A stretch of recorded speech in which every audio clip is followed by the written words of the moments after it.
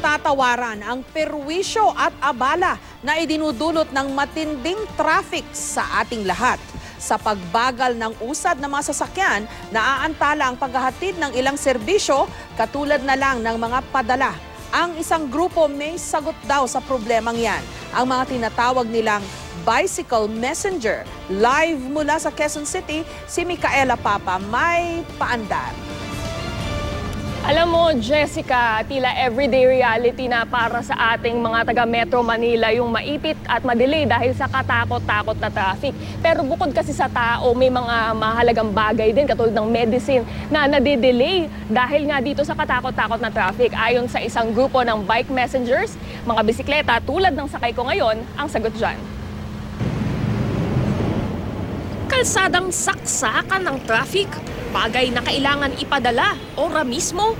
Hindi problema yan para sa mensaheros, isang bagong grupo ng bicycle couriers. Kahit motorcycle, minsan di makasingit. Kami, ang difference namin, pag once na traffic, pwede kaming lipat yung bike namin sa pedestrian, tulak muna, and then move pag medyo maluwag na.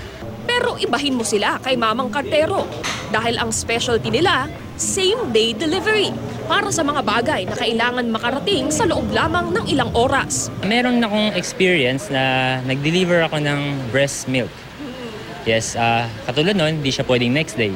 Kailangan nga siya ma-deliver within an hour.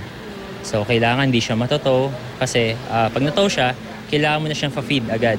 Ngayong araw, naatasan sila na magsagawa ng 10-kilometer rush delivery mula sa Leverisa Street sa Pasay hanggang sa Burgos Circle sa Taguig. Ang problema, rush hour din sa kalsada. May delivery na gagawin si Kuya Desk sa BGC at makikita nga natin ngayon kung mas mabisa ba ang pagde-deliver sa pamamagitan ng bike sa mga kalsada ng Metro Manila.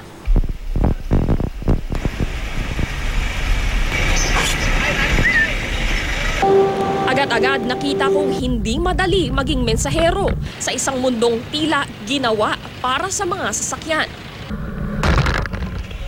Maaga pa lang sa biyahe na pasabak na ako kasi nga, ayan, sa aming pagsingi, tumama ako dun sa isang sasakyan sa kalsada dahil nga sobrang sikip ng traffic. Ayan talaga yung danger ng pagbabike sa Pilipinas. Bukod sa pakikipagpatintero sa dambuhalang mga sasakyan, kahit simpleng overpass ay kalbaryo pala sa Depadjak. Sa wakas, nakarating din kami sa aming destinasyon. Okay, so sa tulong ng bike, dumating kami dito nila Kuya Desk sa aming destination sa loob lamang ng 34 minutes and 12 seconds kumpara sa aming crew cab na naipit sa traffic ng mahigit 50 minutes. So makikita mo, kapag meron ka talagang kailangan ipadala ng mabilis na mabilis, wala talagang tatalo sa bike. Na-experience ko first hand kung gaano siya kahirap. Teka lang. Una, hindi ka talaga pagbibigyan ng mga sasakyan dahil pag nakita nila na bike ka, parang lalo ka pa nilang gigit-gitin at ilalagay ka nila sa gilid. So parang literally ganito lang yung space mo para makaandar.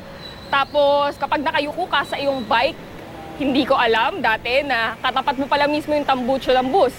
So alam mo yan, kung kailan hingal na hingal ka na, umaakyat ka sa tulay, kailangan mo makakuha ng hangin, ang maamoy mo puro usok. So dakila sila Kuya Des, yun sa kanilang ginagawa. Okay, deliver na tayo. It's so funny because sila na nga yung pedal power, pero sila pa yung mas mabilis dumarating dito. So it's really reliable and I'd strongly recommend it. Jessica, alam mo, hindi na nga bago yung concept ng bike messenger, pero ayon nga kila Kuya Desk, iba talagang extra challenge, kumbaga, yung pagbabike at pagde-deliver dito sa Pilipinas dahil nga ayon na nga rin sa kanya, walang respeto yung mga motorista para sa mga bike. Hindi katulad sa ibang lugar na may designated bike lane or at the very least yung mga sasakyan ay tumitigil pag nakita siya ng bike dito. Kapag nakita ng bike ay lalong ginigit-git. So ito yung mga hiling nila, sana mapabuti pa yung system para sa mga bikers in the Philippines para mapagpatuloy nila yung kanilang trabaho. Jessica? Mika, maraming benepisyo dyan, pero hindi ba mas kumbaga, the risks and the peligro, no, the dangers, hindi ba niya na-outweigh yung benepisyo? Kasi sobrang delikado na sa mga kotse, sa mga bus, sobrang delikado lalo sa mga nagmumotor. Yung pa kayang mga nakabisikleta.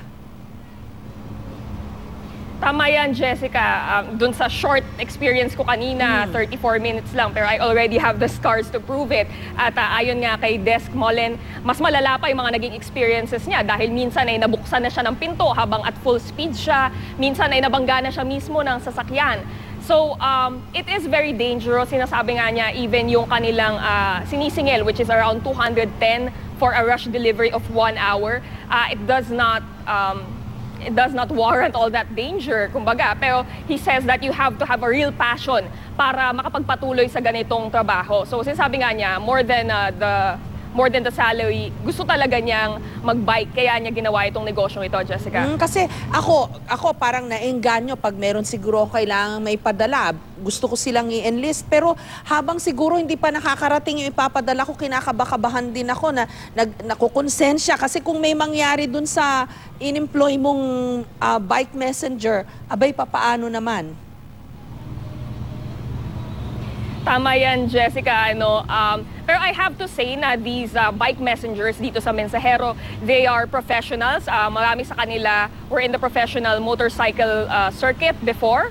So, they know what they're doing. At alam nila kanina yung tricks. Ako, syempre beginner talaga ako. Matagal-tagal na rin ako hindi nagbabike. So, kaya din siguro ako naipit. Nung nagkagit-gitan na yung mga sasakyan, medyo hindi ko alam kung paano i-handle yung sarili ko. Tinulungan ako nila, Des, kasi alam na nila yung tricks. Sabi nga nila, iba talaga ang pagbabike sa Pilipinas at kailangan talaga may skill na ma-develop bago ka makapag-deliver ng mga packages katulad ng ginagawa nila, Jessica. Sana lang they make yung authorities natin make the streets safer para hindi lang sa mga kotse, mga malalaking sasakyan, kundi pati na rin sa mga motorsiklo at yung mga nagbibisikleta. Maraming salamat sa iyo, Micaela Papa, at sa iyong paandar.